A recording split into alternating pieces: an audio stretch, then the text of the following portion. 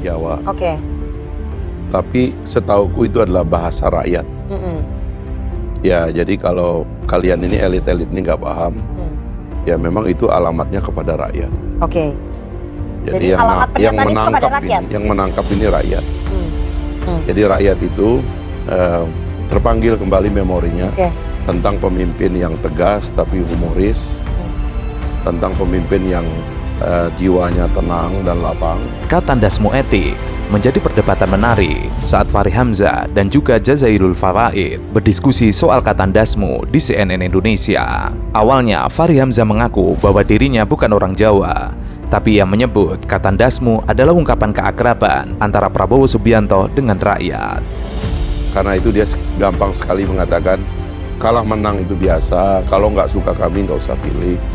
Itu hanya keluar dari pemimpin yang jiwanya tenang dan dia lapang menghadapi permainan ini yang sudah biasa. Bahkan beliau sering mengatakan saya dikalahkan oleh Pak Jokowi berkali-kali, dan karena itu saya belajar dari Pak Jokowi, itu berkali-kali dia ungkapkan. Fahri juga mengatakan bahwa ungkapan dasmu itu memanggil masyarakat agar kembali kepada pemimpin yang tegas dan juga humoris.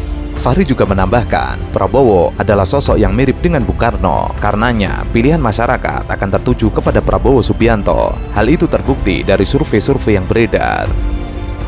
Jadi saya kira dalam masa pancaroba seperti sekarang ini, keunikan Pak Prabowo adalah karena dia lahir menjadi orang yang paling fasih menafsirkan situasi yang dikehendaki oleh masyarakat Indonesia. Itu, mohon maaf kalau saya mengatakan sedikit banyak Pak Prabowo itu gayanya seperti Bung Karno lah pada awal-awal kemerdekaan kita, sehingga saya kira akan ada solidaritas besar dari masyarakat Indonesia untuk menjadikan Pak Prabowo sebagai unsur pemersatu dari situasi kita sekarang, dan itulah yang nampak pada survei-survei yang Anda katakan tadi.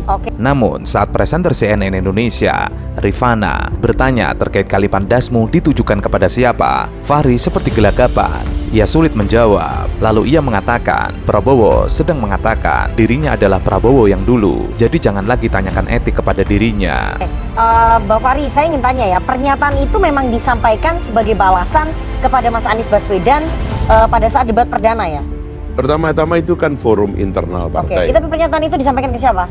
Itu menanggapi balasan Anies Baswedan di dalam pertama-tama itu kan forum internal partai. Dan Pak Prabowo itu memang menangkap sesuatu yang ganjil kalau beliau dipersoalkan secara etik.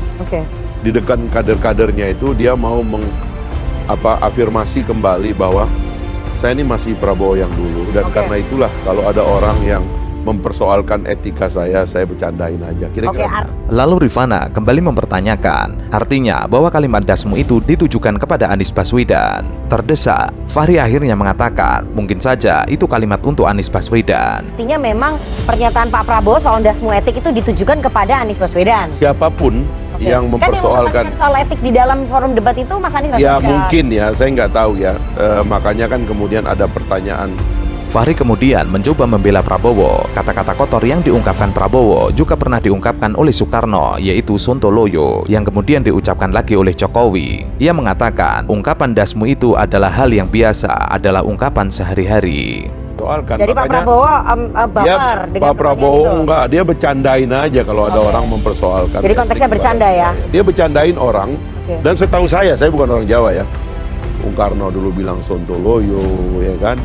Pak Jokowi pernah ngulang itu, ya kan, di bahasa-bahasa rakyat itu kita sebut, kita dengar, kita bukan orang Jawa, tapi mengumpat itu adalah bagian dari hidup kita hari-hari. Jadi kalau Anda nganggap bangsa ini nggak suka mengumpat, itu kerjaan hari-hari rakyat kita tiap pagi. Baik, berarti itu konteksnya bercanda ya, saya mau tanya.